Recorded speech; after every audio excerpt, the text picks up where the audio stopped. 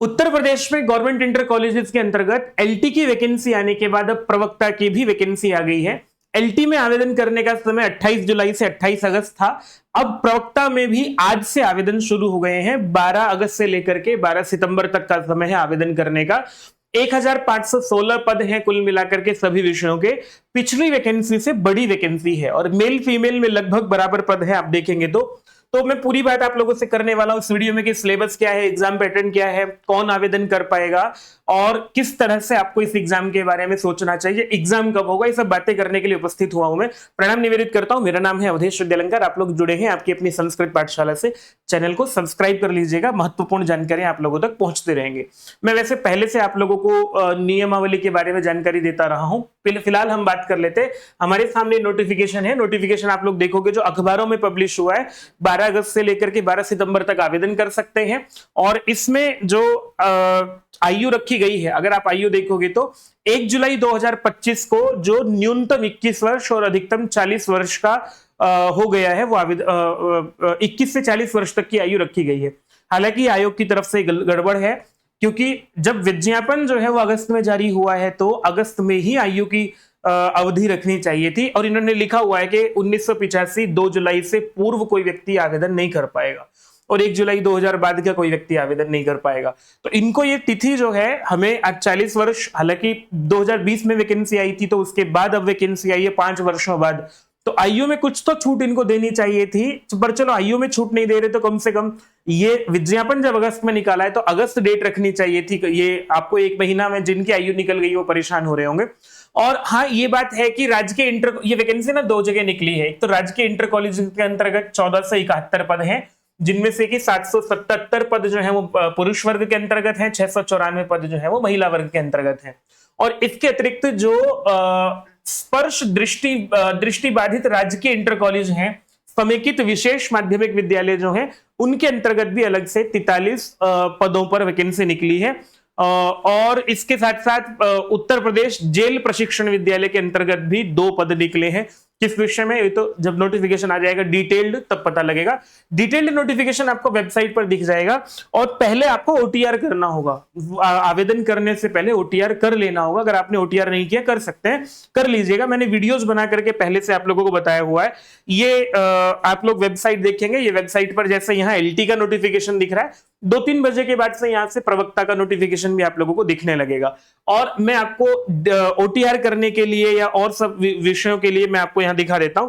ये हमने उत्तर प्रदेश को लेकर के जो हमारी सारी की सारी ये जानकारियां हैं, पहले भी ओटीआर कैसे करना है ये वीडियो देख लीजिएगा। अगर आपको ओटीआर को लेकर के नहीं समझ है कैसे भरना है, सारे प्रश्न आपको मैंने इन बताए हुए हैं और आपको विस्तार से जानकारियां पहले भी दी है नियमावली को लेकर के, कौन आवेदन कर सकता है, सब्जेक्ट कॉम्बिनेशन। हालांकि पीजीटी में तो सब्जेक्ट कॉम्बिनेशन को लेकर के बात नहीं बढ़ती है, लेकिन हिंदी को लेकर के बड़ी परेशानी रहती है विद्यार्थियों को। मैंने हिंदी को लेकर के भी आपको विस्तार से जानकारी दी थी। और नई नियमावली जो हमारी है प्रवक्ता को लेकर के, बिना बीएड आवेदन नहीं कर पाएंगे। एलिजिबिलिटी यही है कि आपको जिस विषय में आवेदन करना है उस विषय में आपने पोस्ट ग्रेजुएशन किया हुआ और बीएड आपने किया हुआ, ये एलिजिबिलिटी है।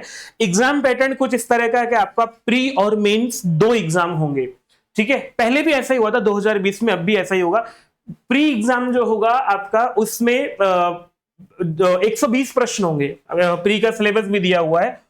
120 प्रश्न होंगे, जिनमें से कि आपको कहा जाएगा कि आपको 120 में से 80 प्रश्न आपके विषय के होंगे और 40 प्रश्न जो हैं, जो पहले वाला है वो यही है, 40 प्रश्न जो हैं वो सामान्य पाठ्यक्रम के होंगे।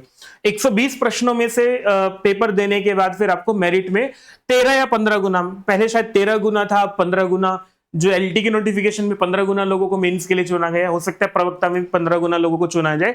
डिटेल नोटिफिकेशन आ जाएगा, ये तो इतनी परेशानी की बात नहीं है। और पहले ऐसा हुआ था कि मेंस एग्जाम में जो है 2 पेपर हुए थे। एक हिंदी का पेपर हुआ था 100 नंबर का और एक विषय का पेपर हुआ था जो कि आपका विषय है। ये 200 नंबर का पेपर था, ये 100 नंबर का पेपर था और दोनों के लिए अलग अलग समय मिला था। देखोगे मैं आपको दिखाता भी हूँ। डिटेल्ड नोटिफिकेशन जैसे आएगा उसमें यहाँ आपको सिलेबस भी दिया हुआ है। सिलेबस चेंज नहीं हुआ है, पहले वाला सिलेबस है। जैसा एलटी में हुआ है, एलटी में भी कोई सिलेबस में चेंज नहीं हुआ है, तो प्रवक्ता में भी कोई चेंज नहीं होगा। ये वाला नोटिफिकेशन मैं आप लोगों के साथ साझा कर देता हूं। हालांकि दोपहर बाद आ ही जाएगा, सिलेबस वगैरह सब कुछ आ जाएगा। तो पहले ये प्री का जनरल स्टडीज का सिलेबस है, फिर आपका विषय होगा। और जनरल स्टडीज में दिया हुआ है इन्होंने कि 80 प्रश्न आपके विषय के, 40 प्रश्न आपका जनरल स्टडीज का, 2 घंटे का पेपर होगा प्री। फिर मेंस में बताया कि मेंस में 2 पेपर होंगे, एक सामान्य हिंदी का होगा जिसमें कि एक निबंध लिखना होगा 50 अंकों का, और 50 अंकों का जो है वो पर्यायवाची, तत्सम, तद्भव सब रहेगा। ये मिला करके 100 नंबर का होगा। 2 घंटे का टाइम पहले इसका मिलेगा और 3 घंटे का टाइम फिर आपको अपना पेपर लिखने का मिलेगा। तो ये आपका मेंस का सिलेबस रहेगा, मेंस की परीक्षा का पैटर्न रहेगा। प्री में जो है वो रहता है, नेगेटिव मार्किंग रहेगी 0.33, 1/3 भाग जो है वो आपका नेगेटिव मार्किंग का रहेगा। तो सिलेबस की चर्चा हो गई है, एग्जाम पैटर्न की चर्चा हो गई है। आप जाकर के आवेदन कीजिएगा, ओटीआर कर लीजिएगा। कोई भी परेशानी होती है आप लोग कमेंट जरूर कीजिएगा, आपके प्रश्नों का उत्तर देने का यथावत प्रयास करेंगे। और वीडियो कोई भी आपको ऐसा विषय चाहिए जिस पर परेशानी है, हम उस पर अलग से वीडियो भी बना सकते हैं। तो जाइएगा, अपनी इस वैकेंसी को लेकर के तैयारी कीजिएगा। और हाँ, मैं आपको ये बता देता हूं कि एग्जाम होने की बहुत अधिक संभावना नवंबर दिसंबर में ही है। प्री का एग्जाम जल्दी हो जाएगा, तो अपनी तैयारी करके रखिएगा। प्रणाम।